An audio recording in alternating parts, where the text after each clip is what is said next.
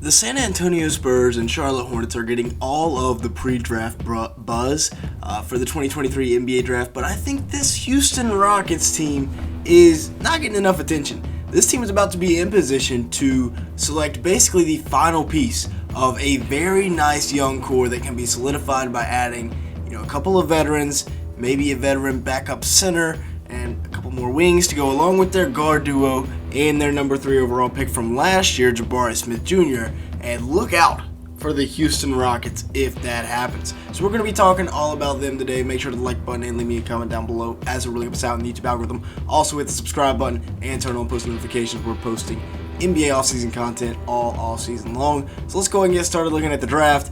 The guy, the man, the myth, the legend that they're going to want to go out and get is the 6'7" super athlete himself, Thompson, out of the Overtime Elite League. Now I know he's been playing a bunch of high schoolers. He's 6'7" super athlete. He's bigger, faster, taller, stronger than everybody else. That's the big concern with the Overtime Elite League right now. But what will translate is he's an elite passer. He's 6'7", elite defender, and will step into the NBA and be a top 10 athlete in the league. That's what makes him the most intriguing prospect in this whole draft other than Victor Wembanyama, potentially one of the highest ceilings on the board. Now you look at pick 19, which is another pick that the Houston Rockets hold, and I really want them to go out and get Dariq Whitehead. Very young, one of the youngest players in the draft, has dealt with injuries, or else I feel like he will be a top 10, maybe even top 5 player on this board because he's 6'7", built like an NFL middle linebacker, and can score from all 3 levels as well as defend the perimeter at a high level. He's a guy that it'd be tough to pass up if he falls all the way to 19. Bryce Sensabaugh is another guy, a very efficient scorer out of Ohio State. It's starting to feel like we're getting at least one efficient scorer out of Ohio State that goes in the first round every single year. Branham last year, Sensabaugh this year. Great frame as well on him, 6'6", about 230, 235. He's a big dude, and he's going to be tough to stop, especially once he gets downhill, but he can also knock down the 3. Now, the Kevin Porter Jr. situation. This is the truth in the title of this video. He's either going to have to be the 6th man or he's going to have to get traded. I mean, you don't draft somebody in the top 5 and then put him on the bench. 19.2 points per game, 5.7 assists, and 5.3 rebounds. And you might be asking me, how in the world are you moving that to the bench? Well, that was on a team that won like 17 games or something like that. They did not do much on winning last year. 44% from the field, 37% from 3, and 1.4 steals. So the efficiency has improved, which I was very pleased with. If I'm the Rockets, I'd be very happy.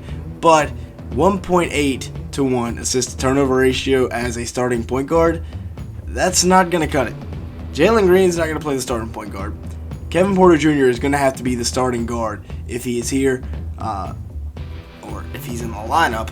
But I think it's going to have to go to Thompson. I do like Kevin Porter Jr., however, in the 6-man role. I think that you put him off the bench, tell him just go cook as soon as he gets in the game, and then you might have something there. So that's why I'd rather put Kevin Porter Jr. to the bench instead of trading him, but we'll see what they do. Now, there's an elite backcourt. The roles here are defined.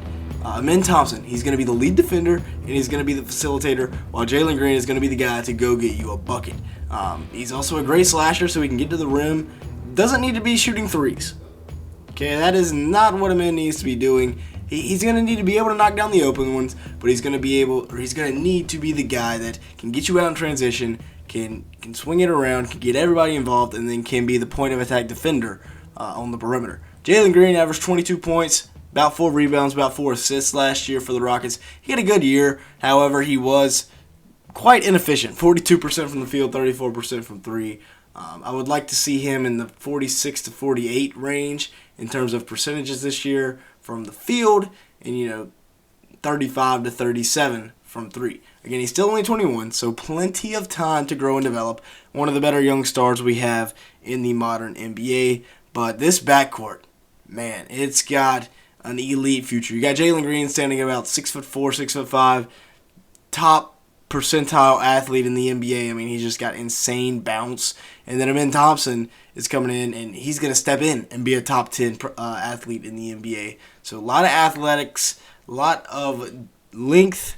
Jalen Green not the best defender, but Thompson's going to step in and have the clamps. Now, the new coach, Ime Udoka. This is what this is what I like about the coaching hire. You saw him groom 2 wings in Boston, the young wing duo. Well, he comes to Houston and he's got 3 wings, 3 young wings that he can grow and develop. Jabari Smith Jr., the number 3 overall pick in last year's draft, my number 1 overall prospect, 13 points per game, 7.2 rebounds. Had a very disappointing rookie season, in my opinion, when you look at what Paulo Banchero was able to do in Orlando. 41% from the field, 31% from 3 and 1 block. Maybe I got that one a little bit wrong. I had Jabari and then Paulo, and then Shadon Sharp, actually. So there's that. Kenyon Martin Jr., about 12.5 points per game. You can round up to 13, 5.5 rebounds as well. They squashed their beef with the front office, 52% from the field, 35% from 3-1 block, and he stayed in Houston, and he had a good year. He's going to be a long-term piece here in Houston now. Good thing he didn't demand a trade. And then Tari Eason, who I like a lot, 9.3 points, 6 rebounds, and 1.2 assists per game. And, those stats might not jump off the page to you, but he didn't play that much. 21 minutes a game last year, 45% from the field, 35% from 3, a steal, and almost a block per game. Now let's take a look at my projected lineup. If this is a little bit wrong, if you don't want Tari Eason starting, if you want it to be KJ Martin, go tell me about it in the comments below. I'd love to have a friendly debate, but we don't need anybody to be getting upset down there.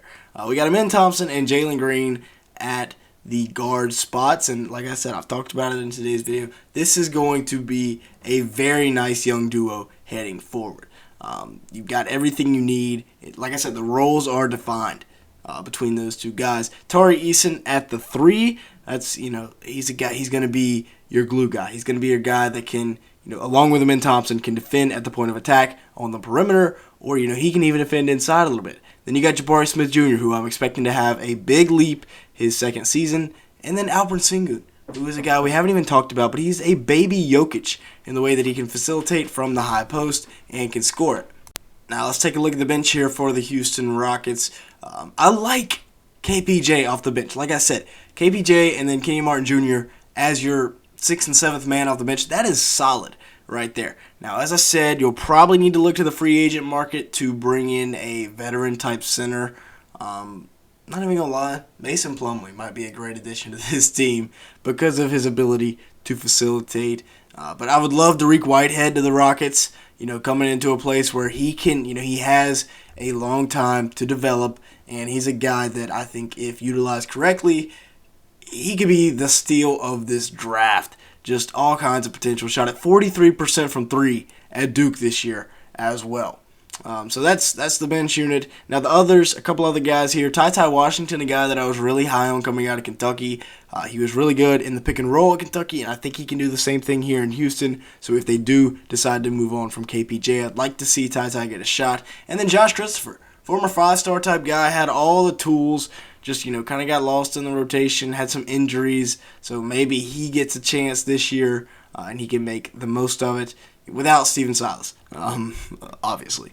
So, yeah, that's the truth about the Houston Rockets, and the truth is this backcourt is going to be the truth. I'm so excited to watch these 2 guys play together, but along with, Alperen Sengun, Jabari Smith Jr., Tari Eason, Kenyon Martin Jr., Kevin Porter. There's a lot of guys here in Houston. So with that being said, that's going to be it for today's video. Thank you so much for watching. Make sure to the like button and hit the subscribe button, as well as turning on post notifications, and leave me a comment down below. And with all that being said, thanks so much for watching today's video.